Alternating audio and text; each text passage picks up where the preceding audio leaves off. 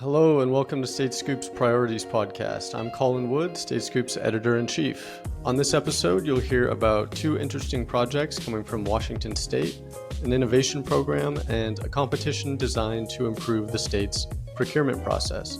But first, here's what's happening this week. After receiving letters from the Department of Justice requesting access to state voter data, 10 Democratic secretaries of state on Tuesday drafted their own letter, citing immense concerns with how that data might have been shared across the federal government. The secretaries write that in recent meetings with DOJ and Department of Homeland Security officials, they received misleading and at times contradictory information on the topic of their unredacted statewide voter rolls. The House of Representatives passed a bill by voice vote Monday evening that would reauthorize the state and local cybersecurity grant program. Enjoying bipartisan support, the Protecting Information by Local Leaders for Agency Resilience, or PILLAR Act, is now open to be considered by the Senate. The National Telecommunications and Information Administration on Tuesday announced it's issued approvals to 18 states on their final proposals for the Broadband Equity Access and Deployment Program. Quite a few states have innovation programs, mechanisms for jumpstarting new and interesting ways to improve government, but Nicholas Stowe, Washington State's outgoing Chief Technology Officer, shares why he thinks his state has had an especially high success rate.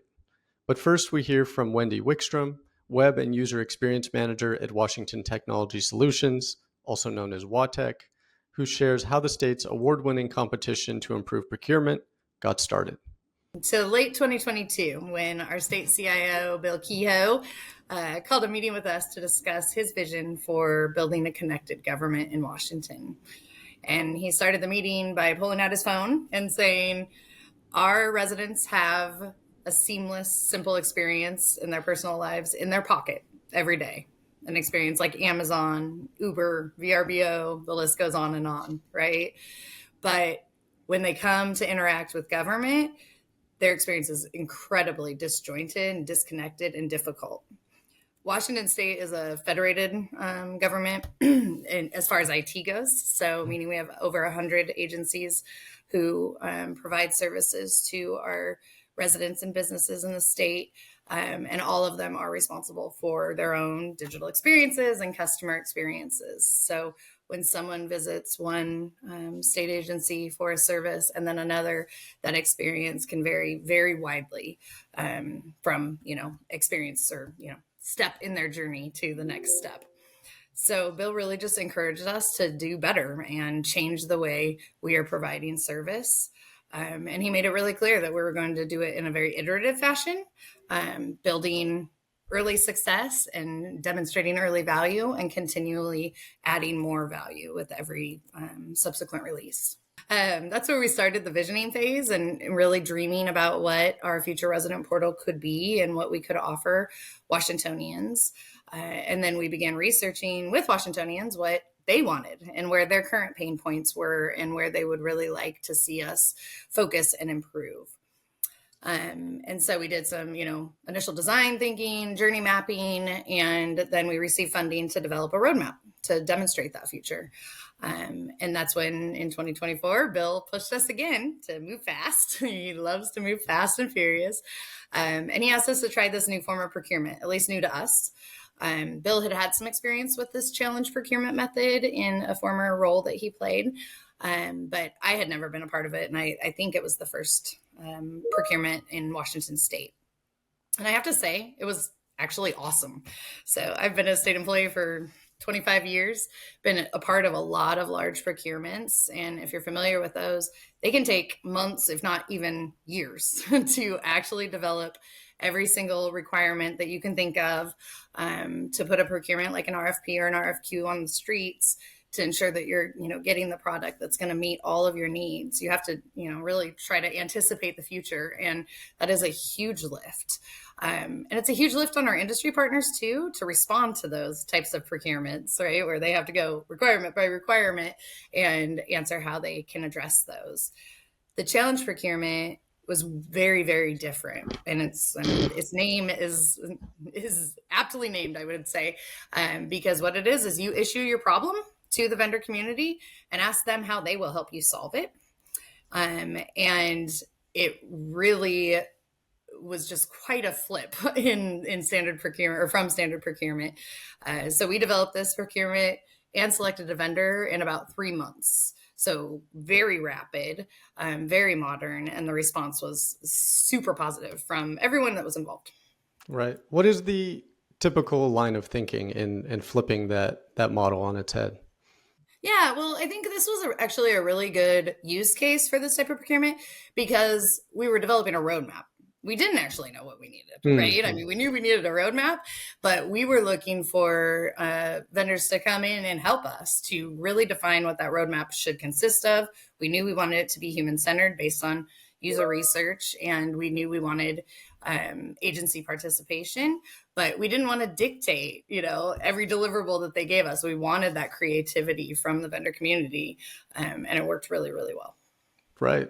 Yeah, we've seen that in some other states. The idea being similar to what you described, and trying to address those challenges. And it's notoriously a problem with IT because of how fast technology moves. Everyone always talks about how the kind of truism is that it's the technology is outdated by the time the procurement is over and you have to start all over again. Exactly. So Absolutely. so how much interest did the competition generate? So we received over 30 responses, and that's amazing in a couple of ways. Number one, I think we gave them like 3 weeks to response from the time we posted it and promoted it. It was promoted on a website, and then promoted via LinkedIn. There was, a very short window for vendors to respond.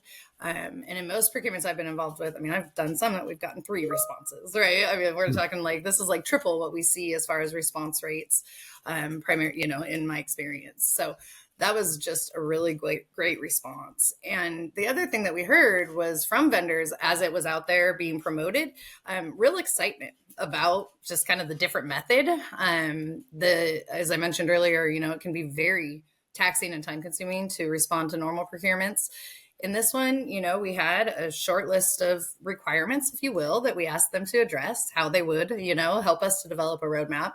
And then we asked for a short kind of marketing video that would really demonstrate their vision for the product and the roadmap. And it was quite fun to evaluate. Evaluations were much quicker than a standard evaluation. And it really seemed to encourage vendor, I'm blanking on the word, but collaboration between vendors. So whereas this, again, we knew we wanted a human centered roadmap. We knew that we needed, a strong technology component in the roadmap. Some companies that didn't have both, a UX team and tech teams partnered together. And so a number of the responses were partnerships between vendors, which also is something that we don't tend to see, in standard procurements. Right. And it sounds like Watech was happy with the outcome. Is that right? Yes, ecstatic. The coolest thing for me is that we're a year later. I think we released our roadmap last October or November, and it's still completely valid. So we may move things around in priority as we're getting into development and working with our agency partners and hearing more from our customers, but we haven't yet identified a requirement or something that we think the future portal will offer that isn't already identified and covered in our roadmap. So for me, just like you said, technology gets out of date pretty quick. A roadmap can too. Sometimes you're every month updating roadmaps, but it is still completely valid. And we're just really proud of the product. It's not just a roadmap. We had personas, we had user journeys, we had a ton of capabilities and functional requirements, a lot of work that is all still absolutely valid today. Right. All right. Are there any future plans for it, or what is the kind of current status of it? Well, I'm really happy to Project. say that we not only finished our roadmap in time, so that was funded by our legislature. We delivered the roadmap. We also built a pilot of the portal so that we could do a bunch of user research and usability testing on the vision that the roadmap defined. And then We are currently building our open beta product. So we're actually going to production and sharing that with agencies in the next week, which is really exciting. Hmm. And we started this development in July. So again, iterative and rapid, but we're shooting towards releasing our MVP in January. When did this project begin, and what were the challenges that you were trying to address? Oh man, I get so excited about this program. I have to calm myself down. It really is a model for innovation, and so I think the program. I want to say the idea for this program started early on when Bill Kehoe became the state CIO in the state of Washington, and so it was about let's see where it was about 4-ish years ago. He came to the state, and um, one of the common problems that we have in the public sector is this balance between innovation and legacy technology. And so, Bill, being a public servant, had seen that kind of problem in a lot of different places in local government and state government throughout his career, and challenged us to deploy a model of a program that could address both problems at the same time. Figure out a way to adopt modern technology more quickly in state government while addressing the kind of growing challenge that we have of legacy and aging technology and all of the problems that can come with that. And so, so in 2022, we wrote a decision package in the state of Washington. That's an investment request to the legislature saying we would like to establish a new program that's focused on bringing innovative solutions and reducing our legacy technology footprint in the state of Washington. And so we officially kicked that program off. The package was funded. We started the program in fiscal year 2023, which would have been a couple years ago. And the first year, we really didn't, we had a lot of good data on the size of the problem, meaning the percentage of our portfolio that had legacy or outdated technology. We really didn't have a great idea about what the demand was going to look like from agencies. And so, I'd pulled up a couple of numbers before we started talking. Our first year, so we were funded at $1.5 million. That ended up translating to about 12 funded projects, and we had 34 submitted and vetted valid project proposals that we scored. And so we used that data in the second year in another investment request to the legislature after showing really good kind of success in the program in that first year of our projects to justify an increase in that funding, and then went up to 37 project requests over in the second year of the operation of the program. And so so it's really, again, I get really excited because I think this is a great model for innovation in the public sector with really kind of measurable above industry standard marks in terms of its success. So when we talk about innovation, and especially when you talk about like a small dollar figure like that, like 1.5 million and all divided up among all these projects, is the idea to just like really test the waters on new things that the state hasn't done before?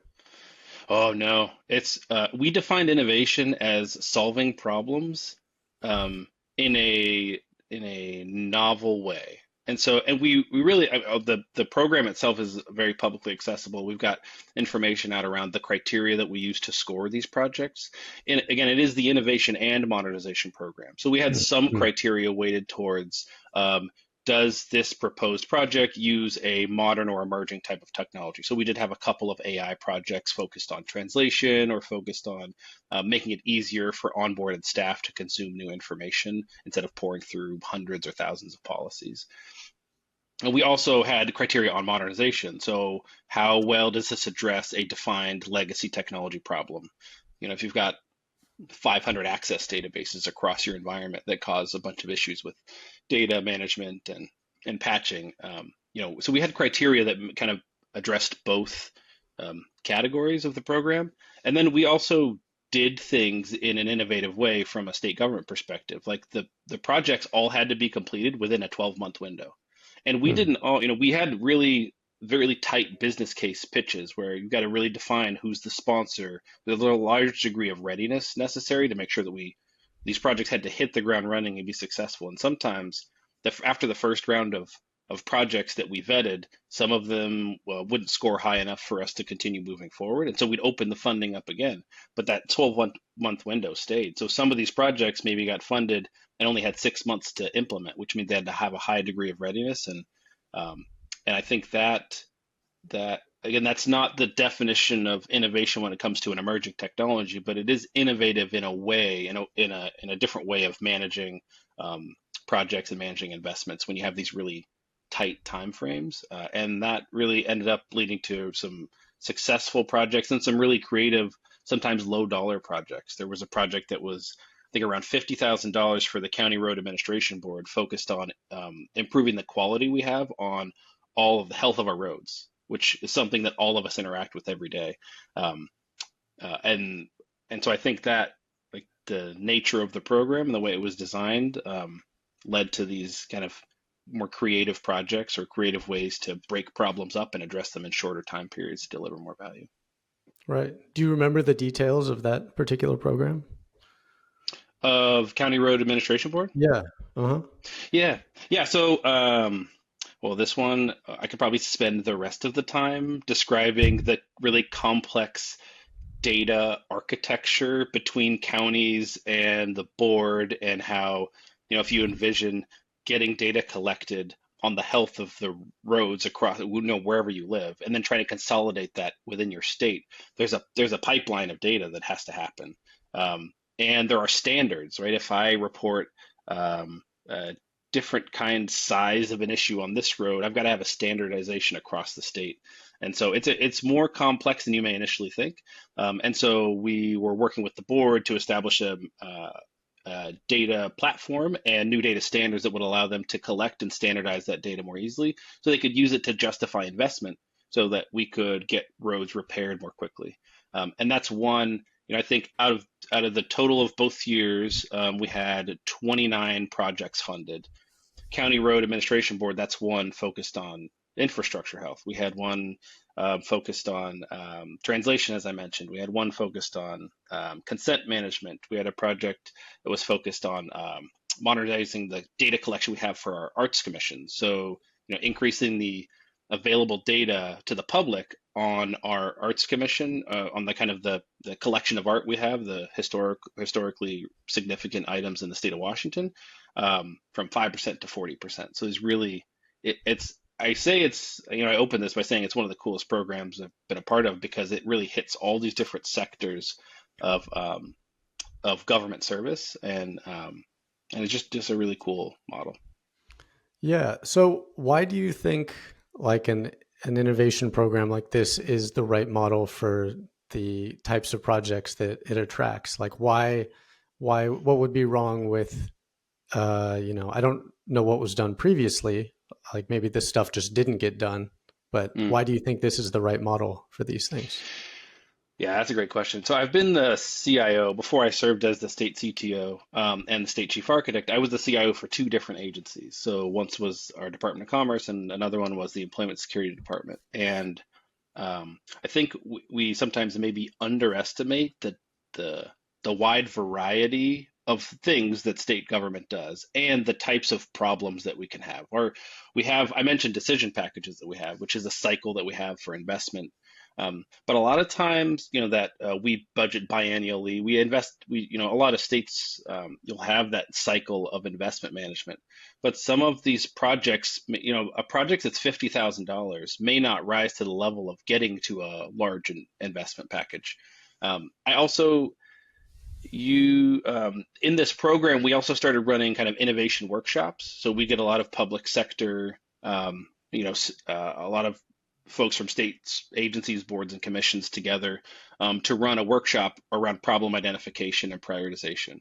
And that turned out with a bunch of different project ideas that sometimes you have to pull those out. We've working in other agencies, it can take you've got to really focus on and have different ways of identifying some of these business problems that you can group together to solve, maybe with common investments.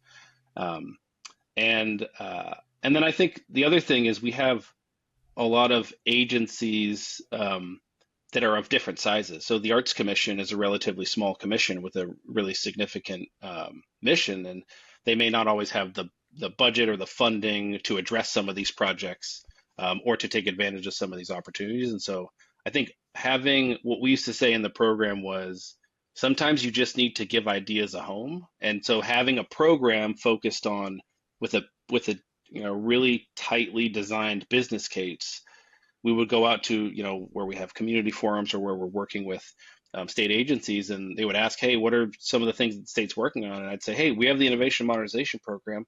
It's it's a very low barrier for you to fill out a pitch deck and define a problem. Writing a decision package may take you a longer time and may require more upfront investment. And so that's why I think a program like this, in addition to giving ideas a home, can give you good data on demand and different project or opportunities to modernize services for residents that you may not be able to see otherwise. Right. You mentioned that, well, I don't know if you mentioned this specifically, but I happen to know that, other states have programs like this. And you mentioned that you think Washington's has proven to have a pretty good track record. Do you have any idea about what it is that you guys are doing that makes this program successful, or maybe differentiates it from what other states do? Yeah, I think one thing that we did is we really tried to maximize reusing existing governance processes. So as an example, we have currently the Technology Services Board. That's the board that approves statewide policies, our state IT strategy. It's an existing forum that we use. The state CIO is the chair, and we've got membership from local government, state agency leadership, and the private sector. And so instead of creating another process to get projects approved, we leveraged the opportunity, like the Technology Services Board we use as the final approver for the projects that we had. That's also the Technology Services Board is a public forum. And so there's a level of transparency in this program that I think really helped us ensure that it was excellent. We have a lot of kind of focus on transparent IT and transparent IT spending in the state of Washington. And so, you can go out and look at the program, look at some of the projects. There's a lot of, I think that those principles around open government and kind of leveraging and reusing our existing governance processes helped. I also think, we had staff that supported the program. Either they were on a board. We had one staff member, Kathy Costello, who really ran the program, who just had a lot of great relationships with agencies. It wasn't just a come give us a pitch. If your project was good enough or scored high enough, you would receive funding, and then we talked to you after the project was completed.